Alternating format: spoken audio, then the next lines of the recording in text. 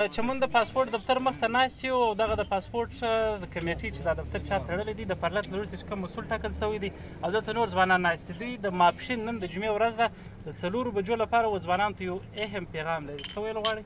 بسم الله الرحمن الرحیم. احمد ظاهر صاحب د دې ویډیو پیغام د لارې څخه موږ پر ټولو ښاریانو باندې غږ کوو چې کوم پر 4 مۍ باندې زموږ شهیدان وسول، زموږ زخمیان وسول، د هغه په یاد کې موږ د موټرسایکلانو یو لاریون کوو چې د جمعې مبارکې ورځ هم ده. دا لاریون به د دې ځایه څخه روانېږي، بیا په ښار کې داسې ګرځي.